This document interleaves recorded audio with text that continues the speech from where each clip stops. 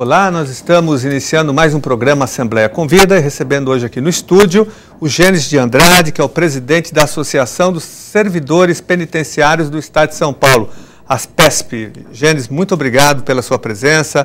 Eu tenho certeza que você vai dar uma grande contribuição para um debate muito importante que não é feito, né, pela sociedade, não é feito aqui na Assembleia Legislativa, não é feito nem pela grande imprensa, que é a questão interna dos presídios, sobretudo a questão dos servidores. Nós temos quase 50 mil servidores trabalhando no sistema penitenciário do Estado de São Paulo. E esses servidores vivem e trabalham em condições extremamente precárias, do ponto de vista das condições de trabalho, do ponto de vista das condições salariais, do ponto de vista da evolução e da progressão da carreira.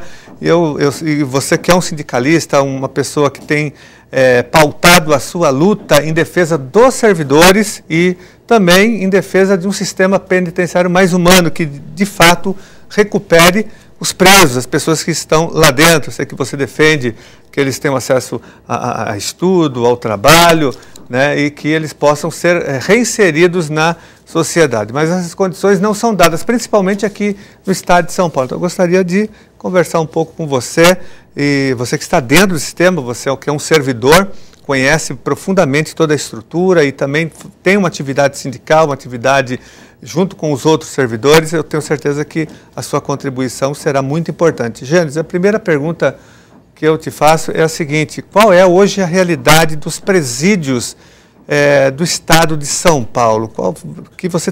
Eu gostaria que você traçasse aqui, apresentasse uma breve radiografia da situação hoje do sistema penitenciário do Estado de São Paulo. Primeiro, eu quero agradecer o convite, né, do deputado para essa entrevista, que eu acho importantíssimo a gente colocar essas realidades mesmo do sistema prisional, essa realidade que nós vivemos, que é uma realidade caótica, né, que é um caos mesmo, que falta condições de trabalho, onde o próprio servidor penitenciário acaba sendo taxado de corrupto pelas mazelas que existem dentro do sistema prisional, onde se tem notícias que teve cerca de 12 mil apreensões de celulares só no ano passado, dentro de um presídio, né? E a culpa acaba sendo em cima daquele agente penitenciário, que muitas vezes era para trabalhar com 50 agentes penitenciários em um plantão, e chega a ter 12, 15 agentes penitenciários. Um terço do que deveria ter de agente penitenciário num plantão. E com um triplo da capacidade de carcerária daquele presídio. Então você trabalha um terço de funcionário reduzido e com um triplo da capacidade. A maioria dos CDPs são para 768 presos e vários estão com mais de 2.600 presos. Então é uma situação caótica, onde o servidor não tem como fazer o trabalho decente, fazer um trabalho a contento, e que venha até a dificultar uma entrada de aparelho celular, uma entrada de droga, uma entrada até possível de armamento. Ficamos à mercê do crime organizado, que chega a ter um controle da população carcerária, né, em termos de violência. Inclusive, para o senhor ter uma ideia, há 10 anos atrás, quando fazíamos uma blitz dentro de um presídio, encontrávamos 70 a 80 facas artesanais. Hoje não se encontra facas de maneira alguma. Não porque melhorou o sistema prisional, porque o PCC, o crime organizado, ele não quer faca, ele não quer violência dentro do presídio, para que o governo tenha uma visão para a sociedade, passe uma visão para a sociedade que está tudo sob controle, né? Então ele faz dessa forma, que me parece até um acordo, né, entre o PCC e o governo do Estado de São Paulo, fica nesse nível, para você ver que tem-se um controle daquilo, que está um caos, e o próprio preso não reclama da superlotação. O próprio preso não reclama da maneira que deveria reclamar, onde você vê uma cela que seria para 12 presos, tem alguns CDPs que tem 60 presos.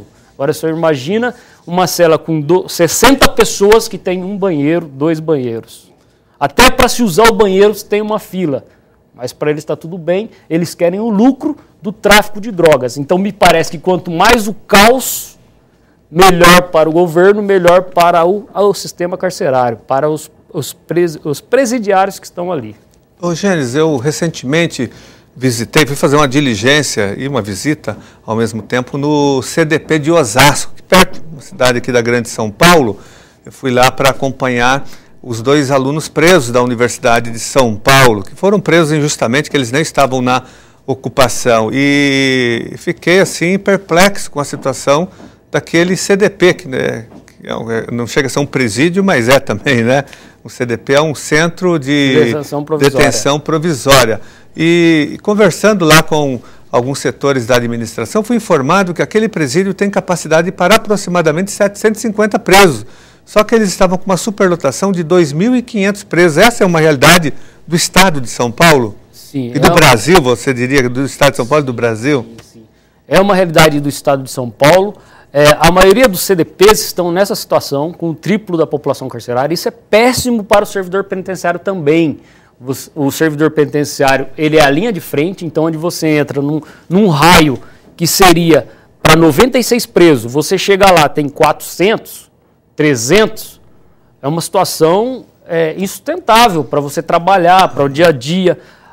Muitos têm problemas psiquiátricos, problemas psicológicos, então se na rua ele já tem um problema, imagina ali sem atenção nenhuma, com o agente penitenciário entrando para soltá-los para o banho de sol, para trancá-los para o banho de sol. Então é uma situação caótica. Então a maioria estão sim nessa situação. Na questão do governo federal também, que falta investir no sistema prisional, até porque o sistema prisional é responsabilidade dos 2 governos, do governo federal e do governo estadual. Aí o senhor veja que o CDP que o senhor foi tem 2.600 presos, para 768. O governo federal tem 5 presídios. Os 5 presídios, se juntar todos os presos, dá 800 presos. Para 170 presos cada um. Então não há também investimento do governo federal. Se vê que tem 5 presídios excelentes, que são simplesmente para marketing, que eu chamo inclusive de presídios marqueteiros, né? Que eles são apenas para marketing, para dizer que é uma maravilha o sistema prisional do governo federal, onde o agente penitenciário federal ganha o dobro do agente penitenciário do estado de São Paulo, que tem um dos piores salários entre os agentes penitenciários. Qual é a média, Gênesis, de um salário de um carcereiro, por exemplo, né? Que lida diretamente ali com os presos? A média hoje no estado de São Paulo de um servidor do sistema prisional de São Paulo. O servidor penitenciário do estado de São Paulo, que seria o carcereiro, que seria o do distrito policial da segurança pública, mas é a mesma função. Sei. Só que daí leva esse nome de agente de segurança penitenciário. Sim, dentro do presídio é agente. Agente de segurança penitenciária. Tem um agente que a população conhece como carcereiro, né? Mas é bom até que você explique para a população, para o telespectador que está nos assistindo, essas designações. Sim. O agente de segurança penitenciário, em média, recebe R$ 2.800 bruto. Certo. Né? E só que daí o senhor vê um agente penitenciário federal, com toda a estrutura que ele tem, onde tem 80 agentes penitenciários, um plantão com 170 presos, que é outra vida, outra realidade, recebe R$ 5.600. Né? O agente penitenciário do Rio de Janeiro recebe quase o dobro do agente penitenciário de São Paulo. O agente penitenciário do Paraná também recebe mais de R$ 5.000 de salário. É uma profissão muito insalubre. Né? Então, muitas vezes, as pessoas, até para morar, o agente penitenciário que trabalha no CDP de Osasco, por exemplo, ou qualquer outro CDP do estado de São Paulo, muitas vezes ele não pode morar em qualquer lugar, até porque toda a mazela do governo do estado vem sobre ele. A raiva, o ódio, que já virou uma guerra civil praticamente, existe uma guerra estabelecida entre o agente penitenciário, o policial militar e o criminoso, ou até mesmo aquele que nem é criminoso, que está ali iniciando na vida do crime, mas que absorve isso e acaba virando uma guerra. Então, até para morar, ele tem dificuldade. Ele não pode pagar aluguel, por exemplo, em qualquer bairro, que ele vai correr sério risco de vida, sério risco de morte, de ser assassinado mesmo, como a gente vê, vários agentes penitenciários foram assassinados de 6, 7 anos para cá. A partir dos atentados de 2006, teve vários agentes penitenciários que foram assassinados simplesmente por ser agente penitenciário. Ele nem conhecia o ex-preso ou aquele que o assassinou, ele nunca o viu, apenas sabia que ele era agente penitenciário. Então é um salário R$ 2.800 que muita gente pode achar que é razoável, mas para se trabalhar num presídio, que é um verdadeiro inferno, né, que com toda essa situação que ele vive, até os filhos, às vezes, eles têm dificuldade de mandar para uma escola em determinado bairro pela segurança do filho, porque o ódio, o senhor sabe muito bem, em vez de cair sobre o governo do estado de São Paulo, sobre o Palácio dos Bandeirantes, vai em cima sobre o trabalhador que está lá, como professor mesmo também, que o senhor, como ex-professor, diretor de escola, o senhor também viveu essa situação, né, de calamidade, e que as pessoas, às vezes, sem instrução nenhuma, acaba descontando essa raiva no trabalhador que está ali na ponta da faca, na linha de frente. O servidor acaba sendo uma espécie de para-choque do Estado, né? E você colocou muito bem que, na verdade, o verdadeiro responsável é o governo que não investe, ele que tem que ser penalizado e não o agente. O agente penitenciário, ele é apenas um servidor público que ganha muito mal para trabalhar no presídio, no sistema prisional. E você falou da diferença salarial de vários estados e também dos servidores do governo federal. Eu tenho certeza que esses outros servidores que, além de terem um salário melhor do que os nossos do estado de São Paulo, não têm um vale coxinha como o nosso, né, de R$8, não é isso? O vale, vocês também têm o vale coxinha de R$8? Nós temos o vale coxinha, que era vale 4. Refeição. Isso, era 4 ontem. Porque eu lembro da luta que o senhor fez até pelo reajuste do vale coxinha, que ficou 10 anos sendo R$4, né? E ainda temos um teto indexador que o agente penitenciário que tem 5, 6 anos de trabalho já não recebe mais esse vale coxinha. Dependendo do salário, ele não recebe. Assim também com o professor, dependendo da carga horária de trabalho, se ela for um pouco superior, o professor já não tem acesso. O policial militar, o policial civil, os servidores da segurança pública também estão na mesma situação. Tem o teto indexador, que são 141 UFESPs, e que continuou para todos os servidores, mas o governo do estado de São Paulo mandou um projeto aqui para a Assembleia para os policiais militares, que aumentou para 151. Agora, mas tivemos prejudicados também agentes penitenciários, que não foram lembrados pelo governo. Lembrou da Polícia Militar, que ele enviou para aumentar o teto, porque às vezes a pessoa é promovida, ele ganha, um exemplo, R$ 3.300 bruto. O vale coxinha lá é 160. Ele passa a ganhar 3.301.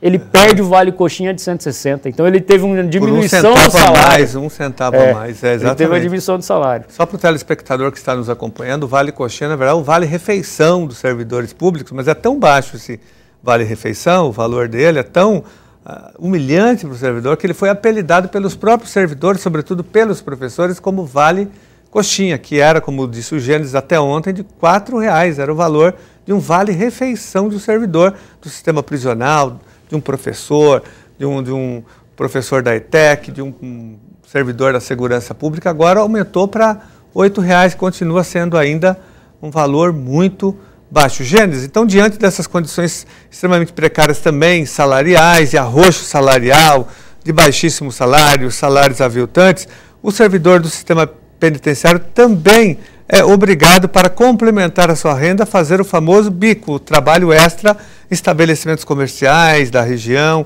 É uma situação hoje constante também, como os servidores da segurança pública, que para complementar, você sabe que os servidores da Polícia Civil, os servidores da Polícia Militar, uma boa parte faz o famoso bico, o trabalho extra em outros estabelecimentos comerciais, industriais. Eu queria saber se o servidor, do sistema prisional, como ele trabalha também com segurança, ele é um servidor também da segurança, porque ele trata de uma questão de segurança. Ele também faz esse tipo de trabalho?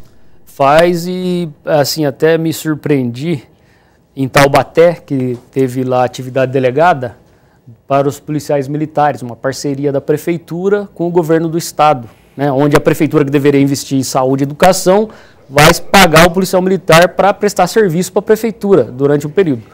E alguns colegas agentes penitenciários comemoraram, falaram, pô, agora vai sobrar mais bicos melhores para nós. Porque o policial militar acaba ficando com os bicos melhores, porque ele tem um contato direto, né, com a corporação. Então, acabam se sujeitando a isso, é um trabalho de risco, inclusive, né, você fazer um bico de segurança, muitos fazem em padaria, fazem em hipermercado, fazem várias situações, mas acaba sendo necessário pelas condições de vida que nós acabamos sendo obrigados, até lugares, como eu faço, parece assim, a pessoa, até o gosto dela tem que ser diferente, porque em alguns lugares ele não pode ir pela segurança dele. O secretário da administração penitenciária anda com 8 seguranças armados e uma captiva blindada, agora é um aide da Ford blindado. O secretário da segurança pública da mesma forma. Então, como fica o agente penitenciário que está lá na ponta da faca, ele que está dizendo não, ele que está tentando coibir a entrada de droga, de celular, até os lugares que ele vai frequentar, ele tem que tomar cuidado. Então, por isso que ele acaba tendo um custo de vida muito maior, ele acaba tendo que fazer esse bico para sustentar a família dele, para colocar o filho dele num colégio que não vai trazer risco para ele. Apesar que o risco está em todos os lugares, mas tem lugar que falta lá o Estado, falta a segurança. Então, alguns bairros fica difícil ele ter o filho indo para a escola, ele poder curtir alguns lugares que ele gosta, frequentar alguns locais que ele gosta. Então, onde eles submetem a fazer bico, que às vezes chega a ser um salário até maior que o próprio emprego de agente penitenciário. Gênesis, então, o que você está me dizendo é que o servidor do sistema prisional não tem nenhum tipo de proteção, de segurança, né, fora do trabalho, é isso? E nem a sua família também, e nem a sua família. Ele tem que usar da própria arma, ele tem que andar armado, atento a todo momento, né, numa situação de caça, ele vive, né, uma situação de caça, porque simplesmente por ser agente de segurança penitenciário. Por ele ficar marcado por isso, ele fica sendo perseguido por isso, além de sofrer do governo do Estado as mazelas, as consequências do trabalho, ainda tem um crime organizado perseguindo, ou aquele mesmo que nem é do crime organizado, mas ele quer ganhar status, ele quer dentro do crime, e às vezes ele quer até assassinar um agente penitenciário, fazer uma situação que vai dar um status para ele. Aumenta a pontuação dele dentro do crime, né? Gênesis, e também o servidor público não tem nenhum tipo de assistência psicológica, psiquiátrica, do próprio sistema prisional, quando ele adoece, porque essa é uma doença muito recorrente, não é?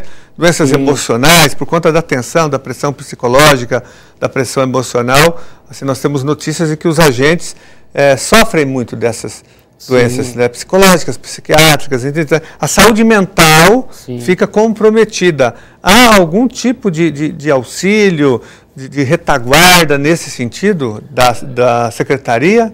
Existe, mas muito assim, um trabalho voluntário, um trabalho muito pequeno, que acaba não atingindo aquele agente penitenciário em geral, que chega a ficar com problema de alcoolismo, problema de depressão, né? E a gente conhece aí, vê também a questão do IANSP, a falta mesmo de incentivo do governo, a falta de estrutura, o governo não dá contrapartida dele ao IANSP, então acaba não tendo a contento esse atendimento, né? A gente vê um estudo até de um psicólogo que diz que a expectativa de vida do agente penitenciário é 45 anos de idade, né? Então, por aí dá para se ver que é uma situação muito estressante mesmo, que é uma situação que leva tanto que nós lutamos, inclusive, também pela diminuição da carga horária, né? Queremos também 30 horas semanais, porque é estressante você ficar 12 horas, nós trabalhamos 12 por 36, você ficar 12 horas dentro de um presídio,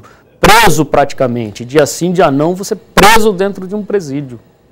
Você acaba sendo influenciado também, né, por essas condições precárias. Adquire várias síndromes, né? Existe até a síndrome do emparedamento, né?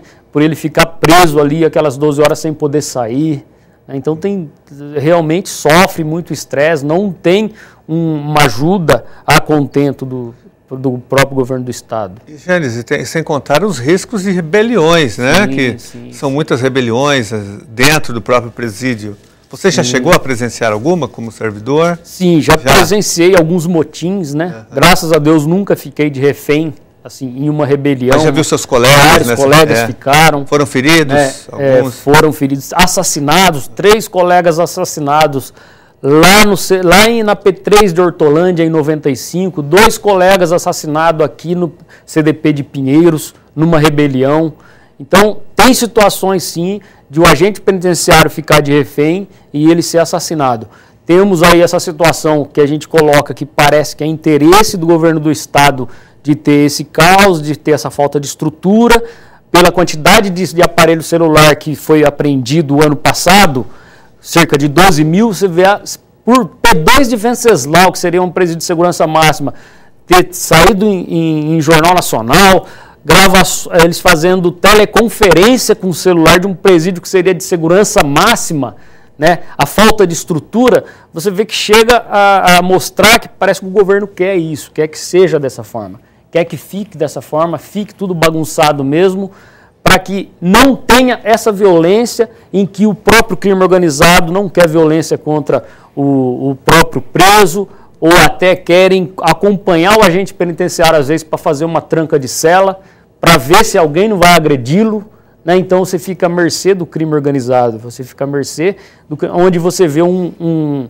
líder do PCC vir à televisão e dizer que está descontente porque o Alckmin disse que diminuiu os homicídios e que não foi graças à política de segurança do governo do Estado de São Paulo, e sim graças ao crime organizado, ao PCC, mas que nós vemos que isso é uma realidade sim, não podemos fugir da realidade. Isso é uma realidade. Muitos agentes penitenciários, muitos colegas, às vezes não gostam de reconhecer essa situação que o PCC chegou a diminuir a taxa de homicídios no estado de São Paulo, que ele passou a ter uma hegemonia dentro do sistema prisional, onde nós temos 158 presídios, apenas 15 presídios têm facção, têm outras facções. Os outras são todas do PCC. Então eles chegaram a essa situação de hegemonia dentro do presídio, onde tem a doutora Camila, que lançou um livro, fez uma tese de doutorado com o título Hegemonia nas prisões e monopólio da violência. PCC, hegemonia nas prisões e monopólio da violência. Então, aquilo ali me contemplou, porque eu sempre disse isso, nós como agente penitenciário sempre vimos isso, e através de um estudo, uma teoria, uma tese, que vem complementar também, demonstra que essa é a realidade mesmo dentro do estado de São Paulo. Você está falando aí do crime organizado, né? Ou seja, os criminosos são organizados e o Estado é desorganizado. Sim, o Estado é extremamente desorganizado e com isso compromete toda a população, toda a sociedade e, sobretudo, a vida e a saúde mental dos servidores, sim, que são diretamente os mais prejudicados, porque estão ali de frente, né, com o crime, com toda essa situação. Sem condições de combater, onde a gente vê esses CDPs que chega à situação de um agente penitenciário trancar 300 presos. Ele ficar sozinho com 300 presos, um agente penitenciário. Gênesis, nós vamos fazer um rápido intervalo e voltamos em seguida, continuando esse debate, esse bate-papo sobre as entranhas do sistema prisional e a situação dos servidores do sistema dentro dessa conjuntura.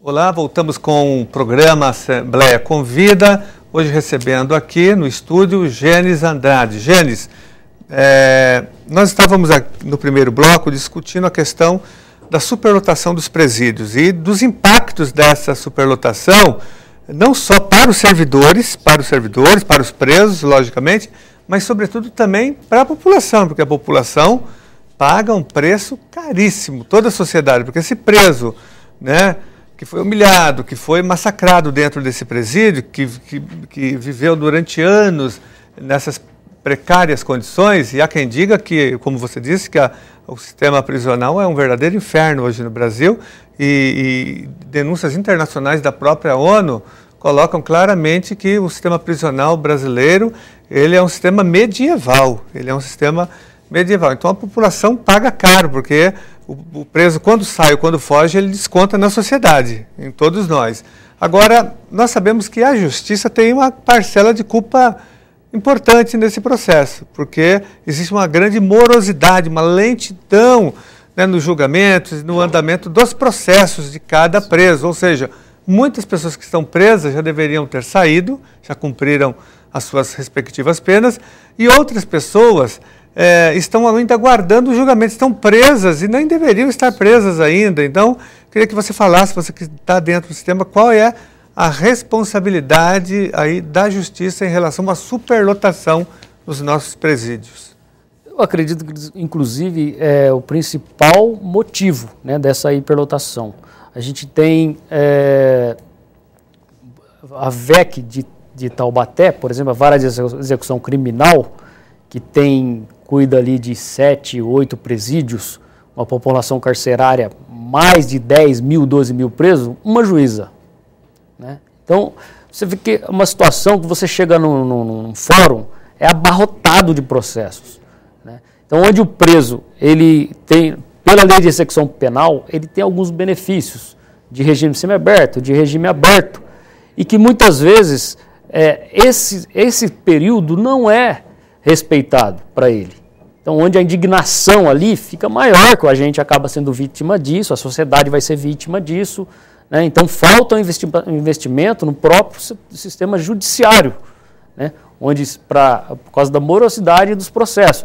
Temos também situação, como eu já presenciei, do preso ficar 8 meses preso antes de ser julgado, numa prisão em flagrante, e depois de 8 meses preso, o juiz decretar pena alternativa. Então, poderia ter decretado antes dele ficar lá, que ele nem ia conhecer esse sistema prisional, né? Um sistema prisional que acaba ele conhecendo, ele fazendo uma faculdade do crime, né? Porque ele chega lá e conhece preso do estado todo. Porque até então, quando eram as cadeias públicas, que tinha o nome de cadeia pública, que eram cadeias antigas da segurança pública, o preso ficava na cidade dele.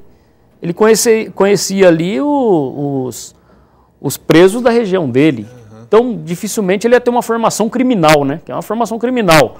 Hoje, onde junta os presos todos em presídios gigantescos, onde ele conhece presos de várias regiões... Então, não há, só um parênteses, não há separação entre modalidades de crime, é tudo misturado? Não, é tudo misturado. Tudo misturado. Tem separação para estrangeiro, tem um presídio só de estrangeiro, para estuprador, tem um presídio só de estuprador, né?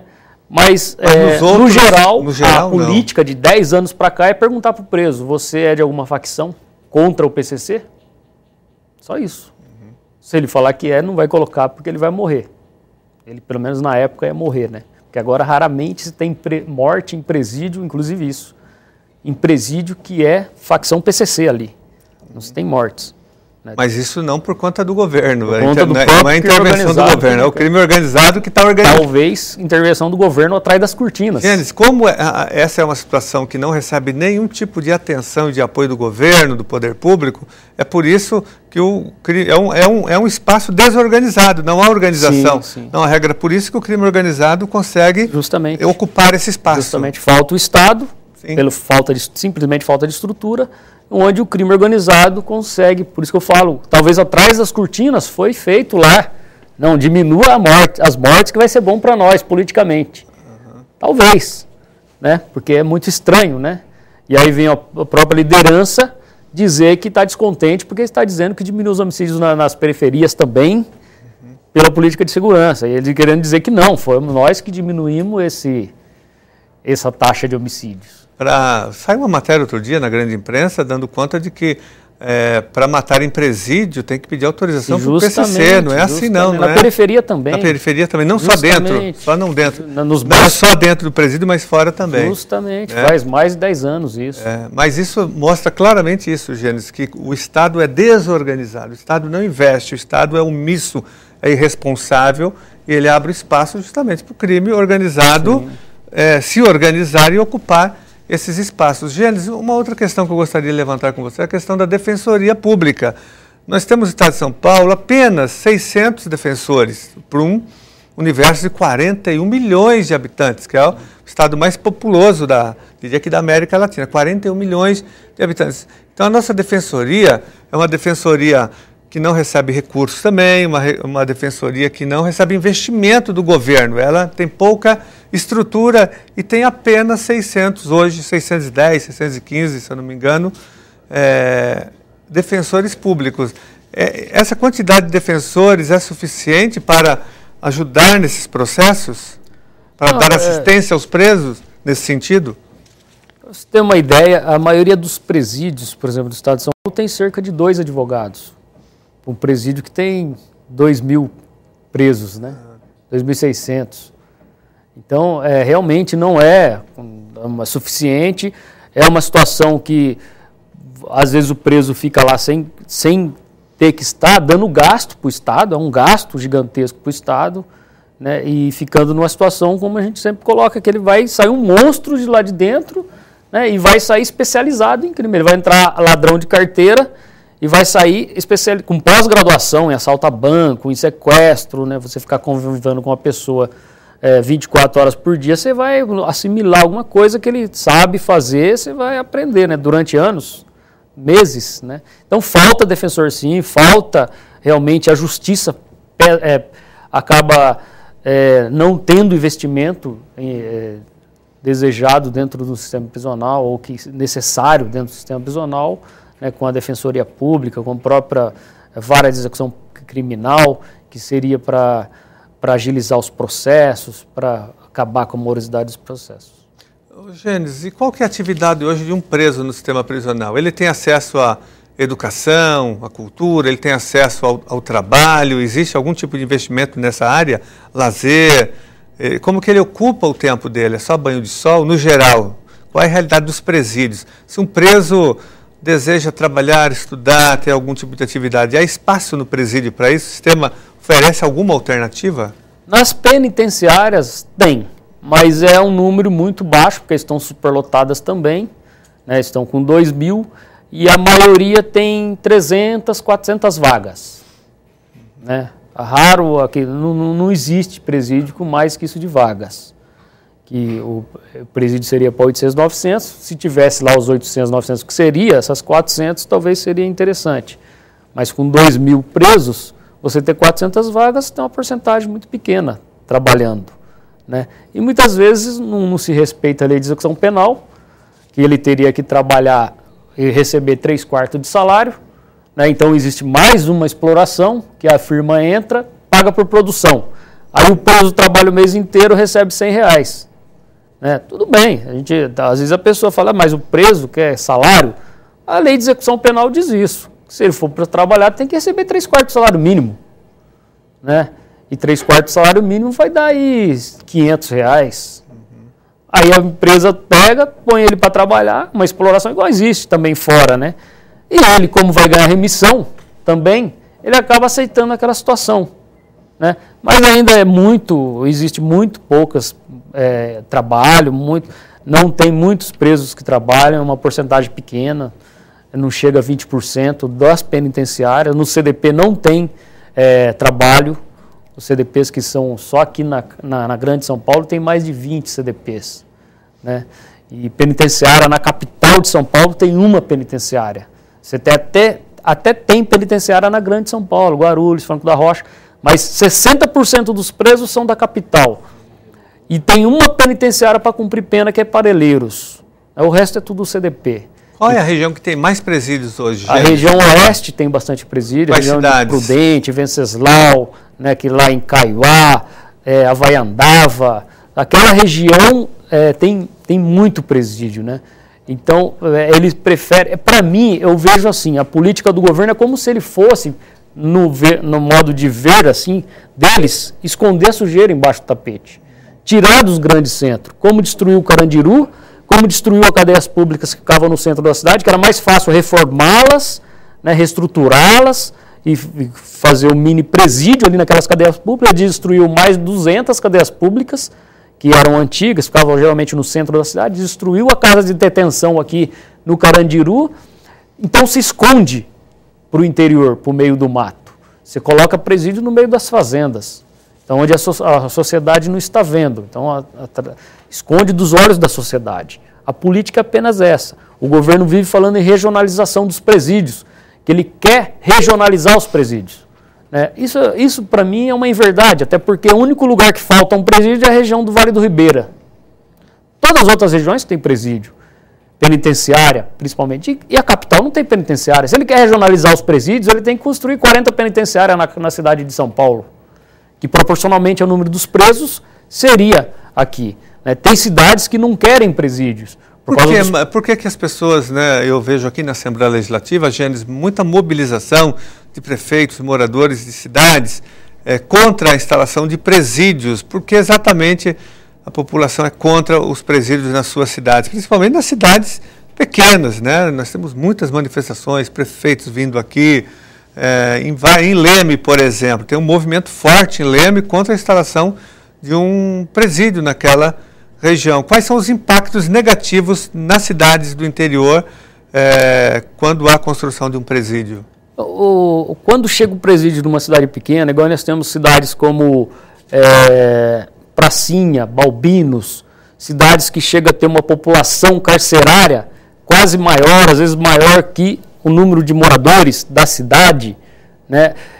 O medo de fugas, rebeliões da população, o problema na saúde, que às vezes aquela população carcerária, numa emergência, num socorro, vai usar aquele hospital da cidade, aquele pronto-socorro da cidade, que às vezes não tem estrutura para atender os moradores. Então não tem uma contrapartida do governo para se colocar um presídio na cidade. Mas tem cidades que querem presídio, porque cidades pequenas que têm presídios e que viram que melhorou o comércio, viram que passou a ter aqueles 700, 800 visitantes todo fim de semana. Para uma cidade de 1.500 habitantes, isso é um evento, né? Todo final de semana... Reativa a economia. Reativa a economia. Táxis, lojas, bares... Alimentação, hotéis. Então, reativa essa economia. Tem cidades que já têm 3 presídios, como Lavínia, por exemplo, e vai ter um 4º presídio, que é uma cidade pequena, né? Qual o nome então, dessa? Lavínia, fica na região oeste. E temos o problema dos próprios servidores penitenciários também, que muitos da região oeste estão aqui na Grande São Paulo, né? E querendo voltar para esses presídios. Hoje não tem vagas para eles, muitos às vezes 800 quilômetros de casa distante. Porque os servidores do sistema prisional são servidores concursados. Eles entraram no serviço público através do concurso público de provas e títulos, não é isso? Sim. E é um concurso estadual, não é regionalizado. Sim. Até 10 anos atrás o concurso era regionalizado, né? Se abria um concurso naquela região para vagas naquela região. De uns 10 anos atrás, pela a última fala da gestão pública do governo do estado, era que para economizar faria só um concurso sendo estadual. Então você abre um concurso estadualizado, que vai ser estadual, e a pessoa presta o concurso e ele vai para onde tiver vaga. E como que fica a remoção? É possível remover? Existe concurso de remoção? O concurso de remoção, que não seria igual, acho que na educação é concurso. Que é anual, né? Anual, pontuação, tempo de serviço. Existem as listas prioritárias, né, que foram criadas, a sugestão do próprio secretário Ferreira Pinto na época, que trouxe da Polícia Militar, porque tinha Quando ele era o secretário. Quando ele era o secretário da SAP, ele foi secretário da SAP também. Quando ele trouxe essas LPTs, LPT e LPTRs, a LPT é lista prioritária de transferência, onde o servidor se inscreve, o que consta é o período, a data de inscrição, só que não tem uma transparência. Ele se inscreve para tal unidade, para 3 unidades ele pode se inscrever, só que não tem uma transparência. Ele não sabe quem está atrás dele, ele sabe as posições dele. Ele entra num computador dentro da unidade apenas, digita lá, imprime, eu estou em 5º para Mirandópolis, em 6º para Lavínia, em 7º para Venceslau. Mas ele não sabe quem é o primeiro, quem é o segundo, quem é o terceiro. Se for transferido alguém, ele não sabe se esse era o primeiro, se esse era o segundo, se esse estava atrás dele. Então não tem uma transparência. Então existe mais de 5.000 agentes penitenciários só na capital inscrito nessa LPT. E existe a LPTR ainda, que são regionais, que aí atrapalha a LPT estadual, porque são 5 coordenadorias.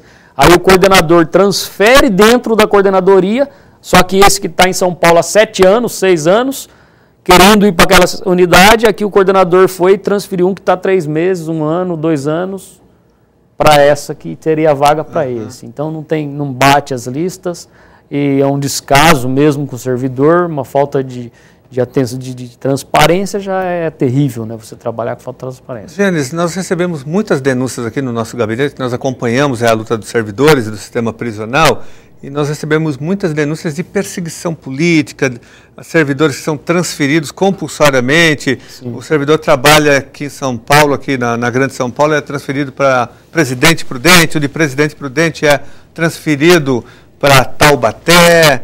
E assim, nós recebemos essas denúncias todas. Então, esse mecanismo de transferência é um mecanismo punitivo também, sim, que tenta calar servidores que denunciam, servidores críticos, que não aceitam esse tipo de situação, que não dizem amém aos diretores dos presídios. Os diretores são cargos de confiança também? cargos políticos de os diretores, cada presídio tem em média aí uns 15, 18 diretores, né? E tem o diretor-geral e ainda... É o diretor-geral, é um cargo de confiança? O diretor-geral é um cargo de confiança, cargo os outros político. cargos também é político. Todos os outros também. É um cargo que raramente se vai por competência, até existe, não podemos também generalizar. Né? Na maioria das vezes é aquele que diz amém sempre para tudo, né? Que vai ser fácil ser manipulado, que vai aceitar aquelas condições precárias que estão ali, falta de funcionário, e dizer amém, dizer que está tudo bem, que se ele reclamar ele vai sair do cargo. Né? E tem as punições arbitrárias, sim, que a gente apelida de bonde, né? Que são os bondes, inclusive eu sofri uma punição arbitrária dessa, que para mim agiram de uma forma até não assim tão direta, mas fiz um protesto contra o governador em 2011, onde eu fui transferido coincidentemente por superávit, alegação, de um presídio para outro, né, na mesma cidade ainda, mas de um presídio para outro, em 11 dias depois do protesto. Né? Então existem muitas punições arbitrárias, a maioria ainda não é tão distante assim, porque existem as coordenadorias e as transferências são dentro da coordenadoria, mas chega a situação de ter transferência de 150 quilômetros.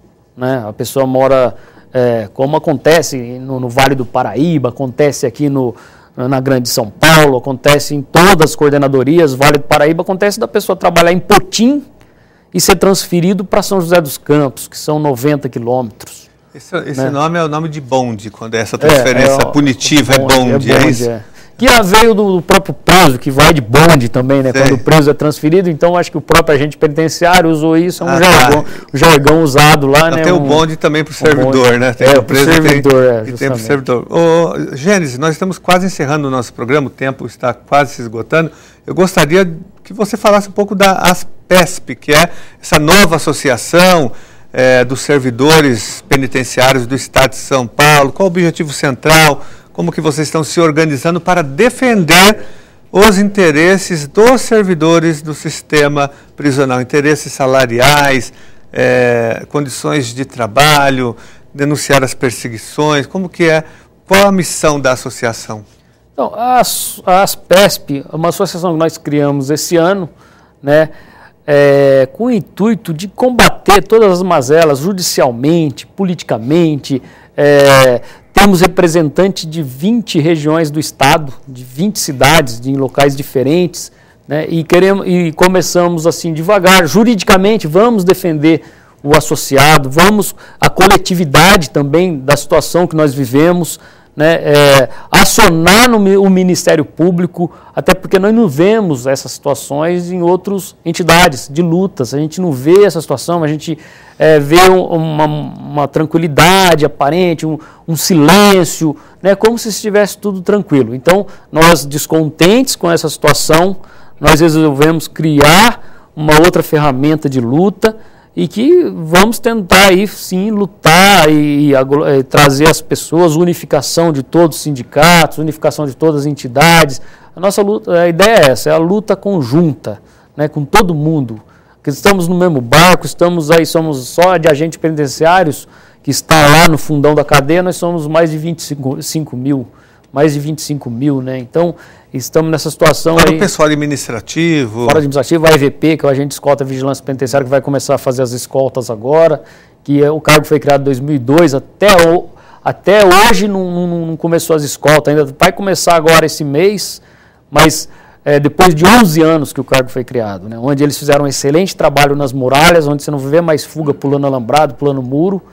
E agora veio o serviço deles, que seria para tirar a polícia militar do trabalho de escolta, que isso daí vai liberar mais de 5 mil policiais militares para a rua. É excelente, mas faz 11 anos para vir viabilizar isso. Gênesis, o servidor que está nos assistindo agora e deseja se associar, o que ele tem que fazer? Qual o telefone de contato? Tem site? Tem os telefones, tem o site da própria ASPESP, tem o meu blog, que é bastante acessado. O seu blog, agora em um minuto, fala um pouco do seu blog, que é um blog muito interessante, onde você avalia, onde você faz críticas e comenta, né, as situações do sistema prisional. Qual que é o blog, o endereço do blog? O blog é Gênesis de Andrade mesmo, o meu nome, ele tem uma média de acesso de 15 mil por dia, são 15 mil acessos por dia, né?